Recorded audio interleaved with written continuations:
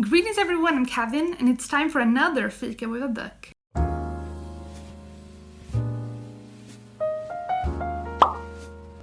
Just as I did with the first Fika with a book in April, I have written every single book that I have finished and rated above 3 stars on these little notes. So they are going into the jar. So this looks like it's been well mixed at the top, and as always, I'm just going to pick a book. And I want to take one from the bottom. So oops, I dropped one. That one is just going back into the jar, and I got this one.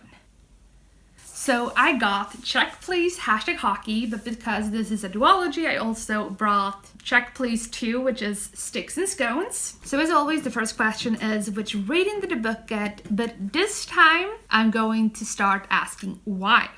So I have to defend the reason why I gave a certain book a certain rating. Charlott commented this on my my last Fika with a book, which was You Had Met Olla. I rated You Had Met Olla at 3 stars, even though I really enjoyed it. And you can hear, like, while watching that video, I really enjoyed that book.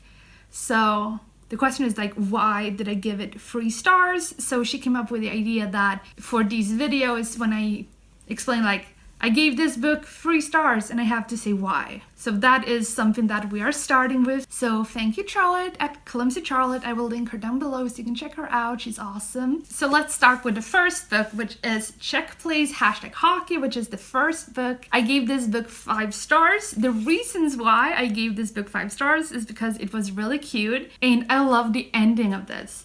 Like, in my opinion, the second book wasn't necessary because the ending of this book was just such a rom-com ending, and I absolutely loved it. I love the whole, like, idea behind this, that there's this guy who loves baking and he is, like, the newest addition to a hockey team in college, and he hates, like, close contact, like being tackled and stuff like that, physical contact on the rink, like on the ice while playing hockey, so he has to, like, become better at that. I really love the whole thing that it's hockey and this guy likes baking, so I thought that was really cute.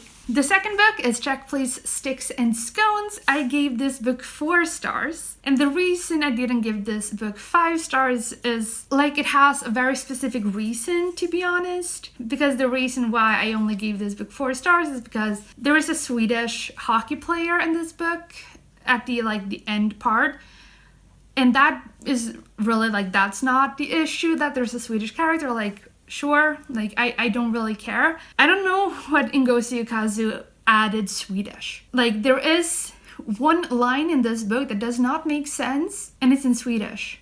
And I'm Swedish. Swedish is my first language, and I have no idea what is being said. This right here. I can't believe. American mainstream music nollning. The thing is that nollning is the same kind of thing that is kind of like an initiation to college and university life, and that's the Swedish word for it. I don't understand this sentence. American mainstream music initiation to college. Like, I thought that was a little bit like a little bit cringy, but it was fine. I brushed it off. It wasn't that big a deal.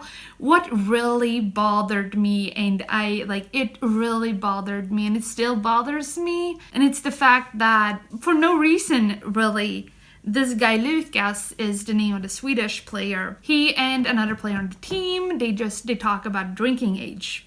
I don't know why. And Lucas says the legal drinking age in Sweden is 18 years old, which is false. And that's really what bothered me, that it's misinformation. Like, it's not really a big deal, but it was just kind of like me as a teacher. I was like, you know? I mean, for all of you who are not Swedish and who might not know, but Sweden does not have a legal drinking age. You are legally allowed to drink if you're 13 years old. You are legally allowed to drink if you're 16. You're legally allowed to drink anytime. You have to be 18 to buy alcohol to drink at the spot.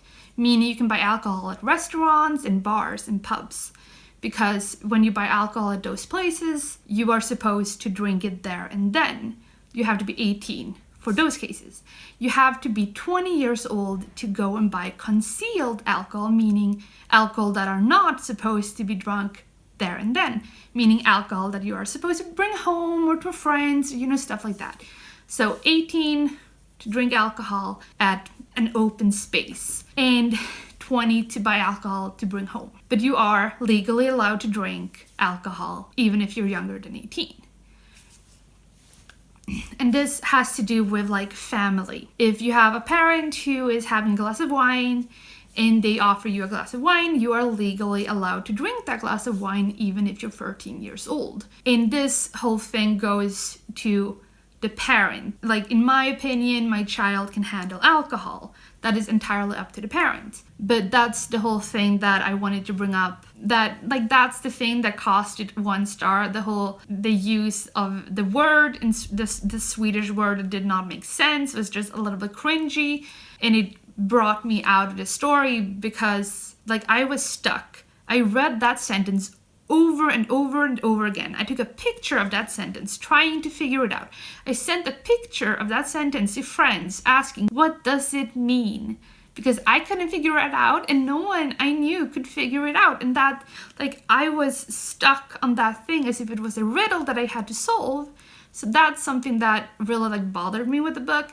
And then the misinformation. Like, that's something also that I think misinformation is the worst thing when it comes to education. And like, if you have a character that represents a nationality and a culture that you are not part of, don't bring up facts that are not true. If you don't know the language and if you don't have an understanding for the language and how it works, don't use words in that language because you will probably get it wrong.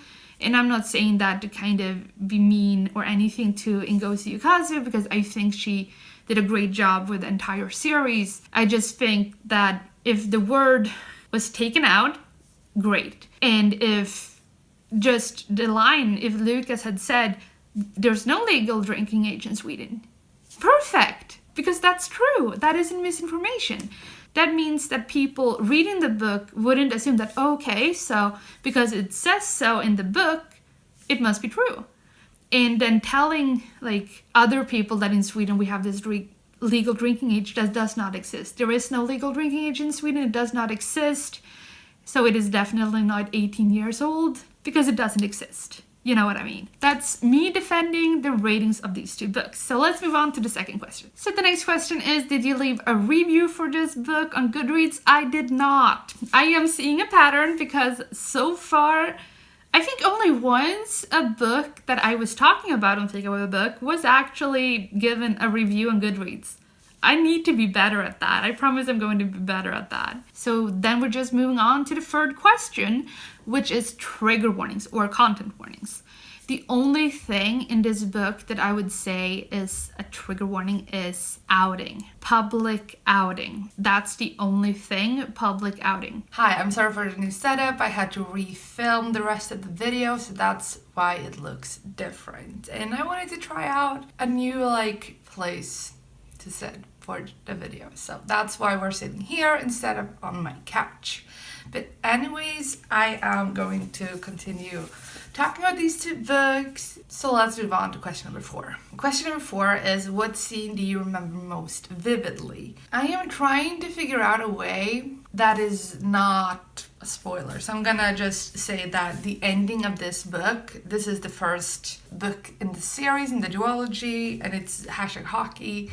I remember the ending very, very well. There is another scene that I remember very vividly, and it is a scene where Biddy, this guy, bakes with Jack. And like, that scene was very emotional. It was very fun, but like the ending of that scene, I was like, oh my god, Biddy, you know? But I don't want to spoil anything, so I'm not going to go into any details. I'm just going to say like the baking scene between Biddy and Jack, as well as the entire ending. Those 2 scenes I remember most vividly in this. And I'm not going to say an example from this book because I feel like really any example from a sequel can.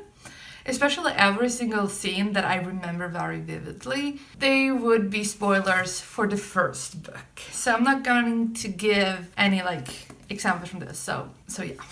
Question number 5 is change the title to the A/X of X and X format. And examples of this is A Song of Ice and Fire, A Girl of Shadow and Bone, A Court of Mist and Fury. So that kind of format. So I'm gonna see what I can come up with. I feel like every single title that I ever come up with in one of these videos is not really good, so to speak. So I'm just going to give a title for this book because it is the first book in the duology. And the title that I came up with is A Dream of Hockey and Baking. And the reason for that is because Billy gets accepted at this college and he's like, oh my god, I got in. And the entire book is about his love for both hockey and baking. Like, a lot of his teammates are very skeptical at first, like, why are you baking so much, you know? But he baked for everyone, and everyone loves his baking. He loves to make pies. And I just feel like that title fits because his dream has to do with both. Like, he has such a deep love for both. So I just felt like that title fit some way. Question number 6 is, what do you think about the cover? So I'm showing both. I think they're both gorgeous. And I think that is something that graphic novels have above or over like other books. Like, graphic novels always have great covers because the author is an artist. So, or like one of the authors, in this case it is the author who is an artist. Like, Ngozi Ukazu is the artist who draws and does kind of like the text for it. But that is something that I think like graphic novels do very well, like the art. I love Ngozi Ukazu's drawing style. Like, I think it's really cute. I really enjoy it. I really like the drawing style that she has for these two books. I don't know about other works that she's done. I've only seen her work in these two books. But I think I really like the covers. That's really all I need to say. Question number 7. Would you use this book in education? If yes, why? No. The main reason I would not use these books in education is because I live in Sweden. I am a Swedish teacher who teaches Swedish teenagers living in Sweden. The whole thing in the second book with the misinformation regarding Swedish, like both the Swedish word that I still can't wrap my head around, like I still have no idea what it means. But also like the misinformation about the legal drinking age. And so because of those reasons, I know that a lot of people in Sweden that I know, my friends, family, and students and colleagues and stuff like that, I know that a lot of us are like, it's cringy to see a character on TV who is supposed to be Swedish but cannot for the life of them speak Swedish. I'm looking at you, the Umbrella Academy. Like, why? Why did you do that? Number 8. Does the book remind you of another story? I'm trying to think, like, have I ever seen a hockey-related college story that follows multiple characters? No. No. I cannot say that I've ever read that or seen it, so this is completely unique in my opinion. So that is also good job, Ngozi Ukazu. Number 9. Have you read any other books by this author? If yes, which? I have not. As I said earlier, these books are the only books from Ngozi Ukazu that I have read. Number 10. If there's ever a TV adaptation of these books, would you watch it? I want to say yes. Yes. If the first book becomes a TV show and it's like the first season is that book, absolutely I would watch the hell of it. The second book, I would be a lot more skeptical regarding like the Swedish character, mostly because that is extremely cringy for me to sit and, like, to be honest, with that entire thing. There are so many great Swedish actors. Why can't you just bring them in instead of hiring an actor who can't speak the language? Like, why? Like, they can't even pronounce their own name. Like, what? Like, I have a few thoughts about that entire thing. Like, I do understand why in America they prefer to just hire an American actor. I understand that, and that's fine. But if the producers and screenwriters and stuff want to bring in Swedish words, don't do that unless it's an actual Swede. Because, like, if you're not from here, Swedish is extremely difficult when it comes to pronunciation. So I'm also, like, thinking for the actor, because I don't think that's a good, like, I don't think that's nice to an actor either, to have them speak words in a language they have no idea how it's pronounced. And it doesn't matter how many, like, videos you need a language coach in order to get pronunciation right. And in order to get, like, a Swedish accent right, you have to get a lot of help from Swedes. But that's just, like, my entire take. But I think if it ever becomes a TV adaptation, I will definitely watch the first season. And then the second season with Lucas, I think I would watch it. And after reading Sticks and Scones, if I would go into a TV adaptation, I know what I would expect with the Swedish character. If he is cast, if it's a Swedish actor who gets to play him, absolutely fantastic, I would watch it. If it's not a Swedish actor, that's fine, and I know what to expect. A little like that. I don't know if that makes sense. I hope it does. So that was Fika with a Book with Check Please, duology by Ngozi Ukazu. I hope you enjoyed this. Please leave a like if you did. And have you read these? What did you think? Did you love them? Did you hate them? Let me know. And until next time, good reading. Bye.